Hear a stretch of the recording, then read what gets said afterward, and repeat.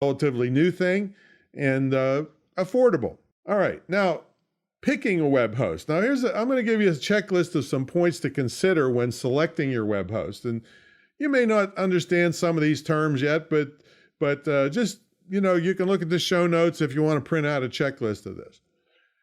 First thing I got to tell you is avoid free hosting and hosting offered by your internet service provider. Some of the people that give you internet offer you a little bit of web space, but guess what? They are not hosting companies. It's going to be the worst of the worst hosting. Free hosting, they have no reason to keep killing themselves to take care of it, keep it up to snuff. So this is not the place where you go free. You want to get solid hosting because you're going to be crying big froggy tears if your site loads as slow as molasses or never loads at all. Okay. In fact, Google came out several years ago and said, if your site doesn't load lightning fast, you'll never see the light of day in our search results. So this is not a place to scrimp. Okay. One thing on the checklist, do they have some type of thing similar to what's called cPanel?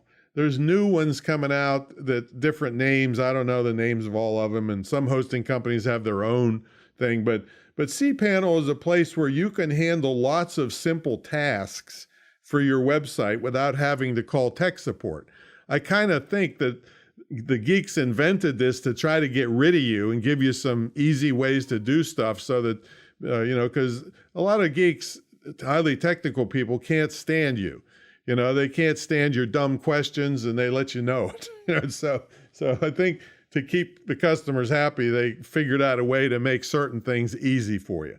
So you want to ask, do you have some type of cPanel? And now let's get into this backup things. Do they have backups? Do they have reliable backup system? How often do they back up? Here's a critical question. How long will it take to restore your site from backup if something goes wrong? And here's the thing, folks. This does not